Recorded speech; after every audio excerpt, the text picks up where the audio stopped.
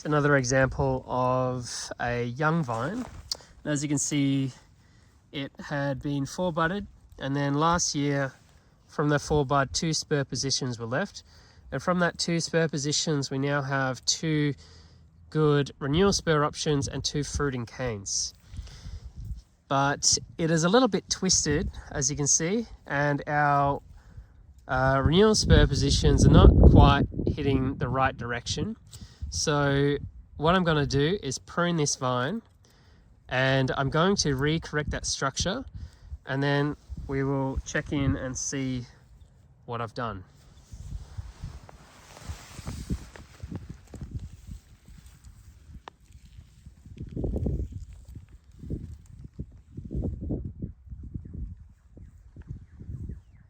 Alright, here we go. I have pruned the vine. As you can see, coming up from the trunk, you can see where the rootstock and then the graft union starts, and then up to our spur positions that were left and our fruiting canes. So the vine was pretty twisted, so I have reshaped the vine to try and suit our branching structure as best I can. And you can, while the vines are still young in this kind of first initial years, they're still a little bit flexible and pliable. So you really want to make sure from now on that this vine is pruned correctly. And what I've done is kind of locking its structure in a bit and really supporting it. So if you take the left-hand side first, you can see our left-hand side following the sap flow. We've got our renewal spur position here, and then our fruiting cane. Now, our renewal spur position was also quite twisted. So I've taken, as you can see in here, you've got bud 1 right there, bud 2, and then bud 3 at the back. So I've taken bud 2 and bud 3. Bud 2 is pointing directly in line with the fruiting wire. Bud 3 is pointing up at the back. And then next year, we will be able to start branching off bud 2 towards the fruiting wire here. And then bud 3, I'll be able to bend over and wrap down to be our fruiting cane. Now, taking bud 2 and bud 3 should suppress bud 1 back down here.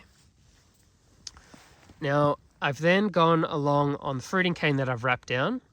I have knocked off all of the buds in this arch section, and I have wrapped down a short cane here. And depending on the vigor of the vine, I will only leave maybe 4 to 6 buds max, just a really short cane, enough buds to absorb some of the vigor of the vine, and a little bit of fruit for next year.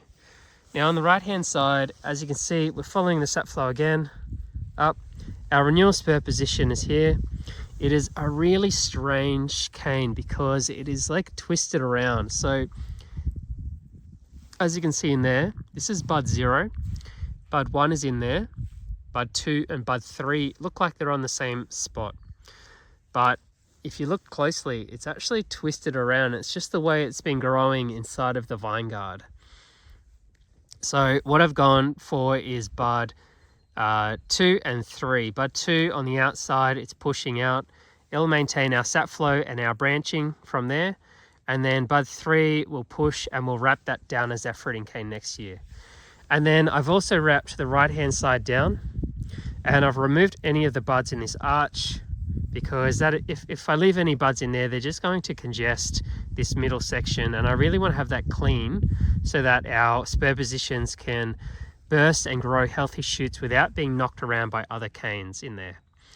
And then on this cane, I'll wrap that down, just leaving a couple buds, maybe four or 6 buds. I might even reduce it to about 4 buds each side, and that way we're not going to overload our vine with too many buds, because the last thing I want to do is leave too many buds and have a really, really bad season leaves us with tiny shoots for next year. So by maneuvering these fruiting canes and twisting them around and bending them in the right position, I was able to get our spur positions back in line with the wire, And I'll start resetting that structure, and next year we'll start branching out from this new crown here.